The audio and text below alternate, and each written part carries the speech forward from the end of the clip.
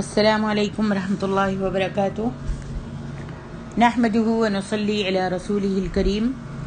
رب اشرح لی صدری ویسر لی امری واحلل عقدۃ من لسانی یفقهوا قولی۔ رب زدنا علما علما۔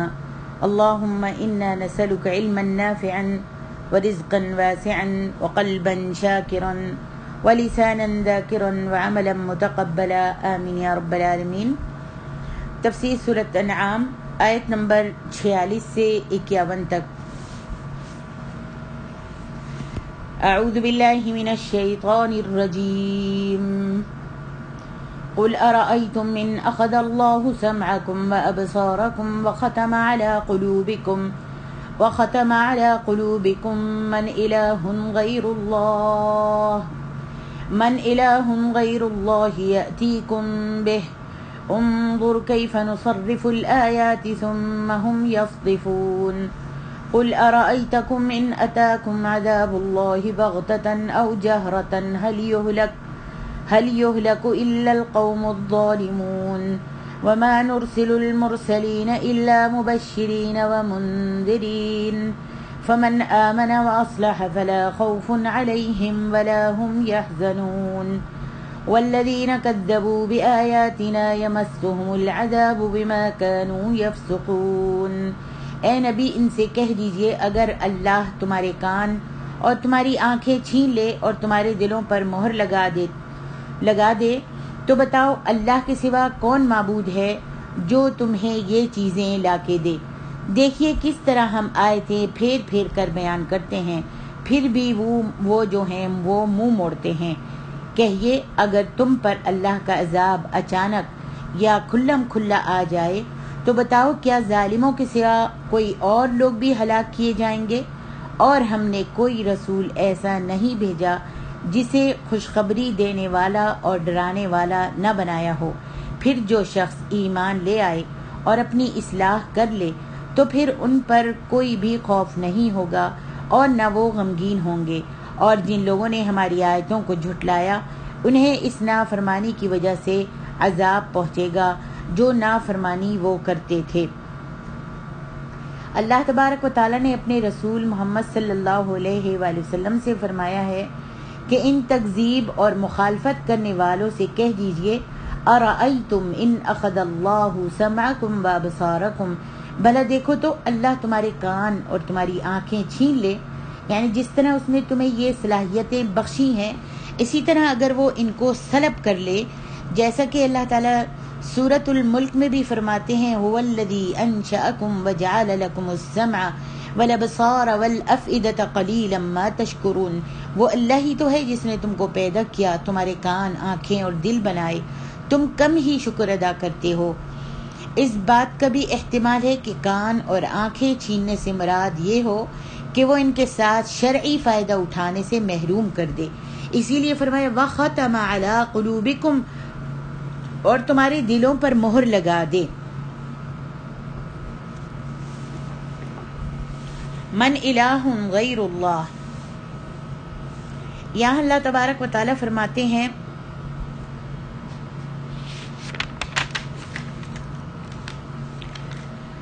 اس آیت میں اللہ تبارک و تعالیٰ نے اپنی 3 نعمتوں کا ذکر کر کے انہیں اپنی آیات یا اللہ تعالیٰ کی ذات پر دلالت کرنے والی نشانیاں قرار دیا ہے۔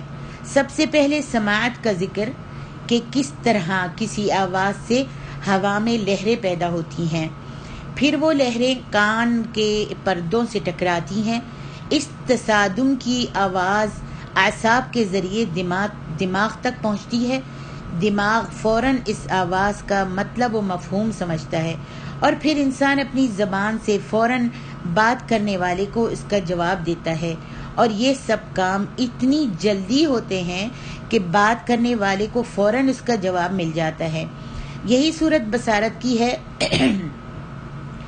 آنکھ کوئی چیز دیکھتی ہے تو اس چیز کی تصویر یا فوٹو یا عکس عدسے پر پڑتا ہے، پھر وہی تصویر باریک سی نالیوں کے ذریعے دماغ کے پردے پر پڑتی ہے، اور دماغ جو ہے وہ فوراً یہ فیصلہ دے دیتا ہے کہ جو چیز آنکھ نے دیکھی وہ فلاں چیز ہے، فلاں رنگ کی ہے، اور اس کی شکل اور قد و قامت اتنا اور اتنا ہے۔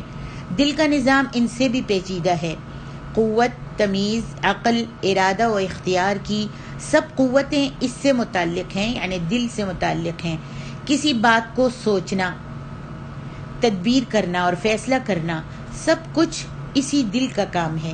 اللہ تعالیٰ فرماتے ہیں کہ اگر اللہ تعالیٰ اس سماعت، بصارت یا دل کے عمل کو اور اس کے نظام کو سلب کر لے تو کیا ان مشرکوں کے کسی الہ میں یہ طاقت ہے، کسی معبود میں، کسی الہ میں ان مشرکوں کی یہ طاقت ہے کہ وہ اس نظام کو بحال کر دے؟ لیکن یہ لوگ تو اللہ کی ان آیات میں غور ہی نہیں کرتے، بلکہ جہاں اللہ کی آیات کا ذکر ہوتا ہو وہاں سے اپنا رخ ہی موڑ لیتے ہیں، رخ ہی پھیر لیتے ہیں۔ اب اس کا دوسرا پہلو یہ ہے کہ انسان نے جتنے بھی کمالات حاصل کیے ہیں، خواہ ان کا تعلق ایجادات سے ہو یا علم اور فلسفے سے، یا انسان کی خوشحالی اور حسن تدبیر سے، اور یہی وہ چیزیں ہیں جن پر انسان فخر و ناز کرتا ہے اور پھولا نہیں سماتا۔ حالانکہ ان تمام چیزوں کے حصول کا ذریعہ یہی آنکھیں، کان اور دل ہیں، اور یہ خالصتاً اللہ کا عطیہ ہیں۔ پھر اگر اللہ اپنی دی ہوئی چیز واپس لے لے تو ان کے اس کسی الہ میں یہ قدرت ہے کہ وہ ان کی یہ چیزیں بحال کر دے؟ اور اگر وہ ایسا نہیں کر سکتے تو اللہ کے کاموں میں شریک کیسے ہوئے؟ اللہ کے کاموں میں شریک کیسے ہوئے اور کیسے یہ اللہ سب ان کو اللہ کا شریک ٹھہراتے ہیں؟ فرمایا قل ارأيتكم إن أتاكم عذاب الله بغتة أو جهرا۔ یہاں بغتتاً یکدم یعنی ناگہاں، یکدم سے مراد ایسا عذاب ہے جس کی علامت پہلے مطلقاً ظاہر نہ ہو، اور جہرتاً یا اعلانیہ سے مراد ایسا عذاب ہے جس کی علامات پہلے سے ظاہر ہونا شروع ہو جائیں۔ آگے ارشاد ربانی ہے فَهَلْ يُهْلَكُ إِلَّا الْقَوْمُ الظَّالِمُونَ، هَلْ يُهْلَكُ إِلَّا الْقَوْمُ الظَّالِمُونَ۔ اس جملے کے کئی مطلب ہیں۔ ایک یہ کہ عذاب آنے کی اطلاع اللہ تعالیٰ انبیاء کو بذریعہ وحی دیتا ہے، اور انہیں ہدایت کر دی جاتی ہے کہ وہ اپنے پیروکاروں کو، اپنے پیچھے لگنے والوں کو، اپنے مطیعوں کو ساتھ لے کر اس مقام سے نکل جائیں، اپنے پیروکاروں کو، اپنی اطاعت کرنے والوں کو ساتھ لے کر اس مقام سے نکل جائیں جہاں عذاب آنے والا ہو۔ اس طرح عذاب کی ضد میں صرف ظالم ہی آتے ہیں۔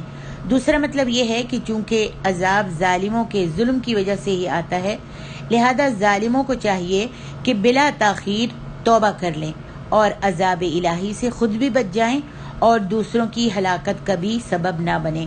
تیسرا مطلب یہ ہے کہ اصل میں تباہی اور ہلاکت تو ظالموں کے لیے ہی ہے کہ مرنے کے بعد بھی انہیں دوزخ کا عذاب بھگتنا پڑے گا، اور صالح افراد، نیک لوگ تو موت کے بعد اللہ کے فضل و کرم سے اللہ کے فضل و کرم کے مزید حقدار بن جائیں گے، اور اللہ تعالیٰ ان کو ہر نعمت سے نوازے گا۔ آگے ارشاد ربانی ہے وَمَا نُرْسِلُ الْمُرْسَلِينَ إِلَّا مُبَشِّرِينَ وَمُنذِرِينَ فَمَنْ آمَنَ وَأَصْلَحَ فَلَا خَوْفٌ عَلَيْهِمْ وَلَا هُمْ يَحْزَنُونَ وَالَّذِينَ كَذَّبُوا بِآيَاتِنَا يَمَسُّهُمُ الْعَذَابُ بِمَا كَانُوا يَفْسُقُونَ۔ فرمایا وَمَا نُرْسِلُ الْمُرْسَلِينَ إِلَّا مُبَشِّرِينَ وَمُنذِرِينَ، اور ہم جو پیغمبروں کو بھیجتے رہے ہیں تو صرف خوشخبری سنانے اور ڈرانے کے لیے۔ وہ اللہ تعالیٰ کے نیک بندوں کو نعمتوں کی خوشخبری سناتے تھے اور کفر کرنے والوں کو اللہ تعالیٰ کے عذابوں اور اس کی خوفناک سزاؤں سے ڈراتے تھے۔ اسی لیے یہاں فرمایا فَمَنْ آمَنَ وَأَصْلَحَ فَلَا خَوْفٌ عَلَيْهِمْ، پھر جو شخص ایمان لائے اور نیک بن جائے، جس شخص کا دل انبیاء کرام کی لائی ہوئی تعلیمات پر ایمان لے آئے اور وہ ان کی اتباع کر کے اپنے عمل کی اصلاح کر لے، فلا خوف علیہم، تو ایسے لوگوں کو کچھ بھی خوف نہیں ہوگا مستقبل کی زندگی میں، ولا ہم یحزنون، اور نہ وہ غمگین ہوں گے ان چیزوں پر جنہیں وہ اپنے پیچھے دنیا میں چھوڑ آئے ہوں گے، کیونکہ انہوں نے جو کچھ اپنے پیچھے چھوڑا ہوگا اس کا نگہبان اور محافظ اللہ ہوگا۔ والذین کذبوا بآیاتنا یمسهم العذاب بما كانوا یفسقون۔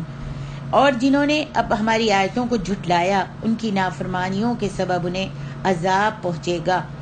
انبیاء کرام کے لائے ہوئے دین و شریعت کے ساتھ کفر کرنے، اللہ تعالیٰ کی احکام و اطاعت سے خارج ہو جانے اور ممنوع اور حرام کاموں کے ارتکاب اور محرمات کی بے حرمتی کرنے کی وجہ سے ان کو عذاب ہوگا۔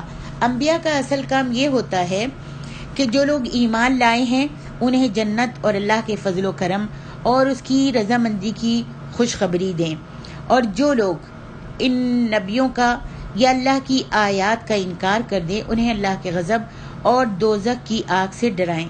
مگر جاہل قسم کے لوگوں نے انبیاء اور خدا رسیدہ نیک لوگوں کو صداقت جانچنے کے لیے کچھ الگ ہی معیار مقرر کر رکھے ہیں۔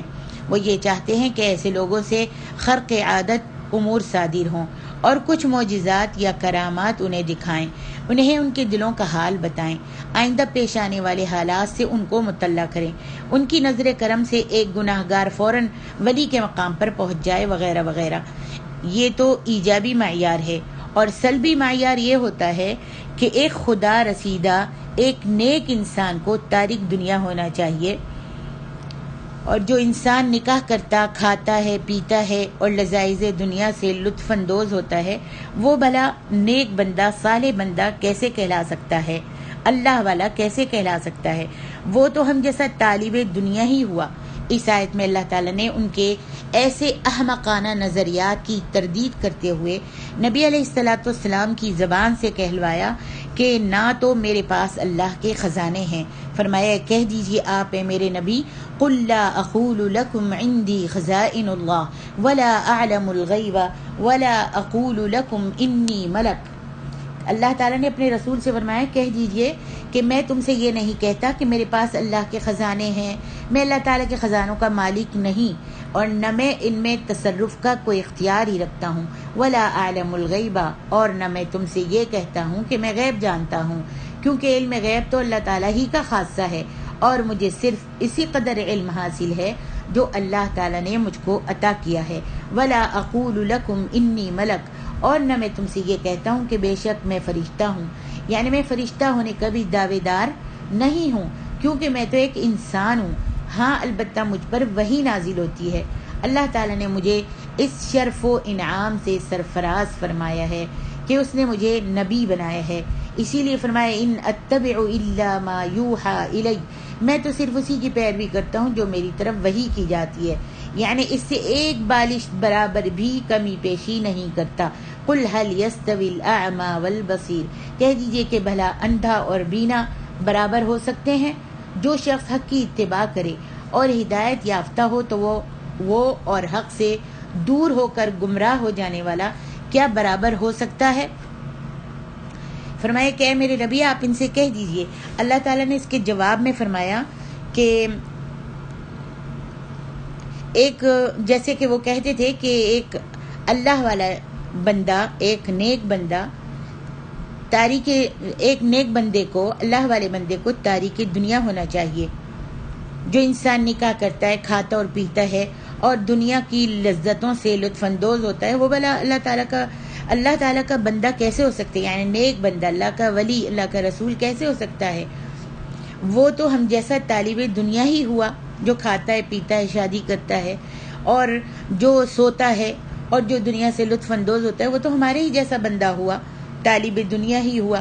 اس آیت میں اللہ تعالیٰ نے ان کے اس احمقانہ نظریات کی تردید کرتے ہوئے نبی علیہ الصلوۃ والسلام کی زبان سے کہلوایا کہ نہ تو میرے پاس اللہ کے خزانے ہیں کہ تمہیں تمہارے منہ مانگے معجزات دکھا سکوں اور تمہاری حاجات کو فوراً پورا کر دیا کروں، نہ ہی میں غیب جانتا ہوں کہ تمہیں بتا سکوں کہ یہ کہ چوری فلاں چور نے فلاں وقت کی تھی، یا فلاں کو کب اولاد ہوگی، یا فلاں کے پاس مال کی فراوانی کب آئے گی، یا اس وقت تم اپنے دل میں کیا سوچ رہے ہو۔ اور میں فرشتہ بھی نہیں ہوں کہ مجھے کھانے پینے، چلنے پھرنے یا نکاح کی حاجت نہ ہو۔ میرے فرائض تو صرف یہ ہیں کہ ایمان لانے والوں کو خوشخبری دوں اور انکار کرنے والوں کو ڈراؤں، اور ہر حال میں اپنی یہ ذمہ داری نبھانے کی کوشش کروں۔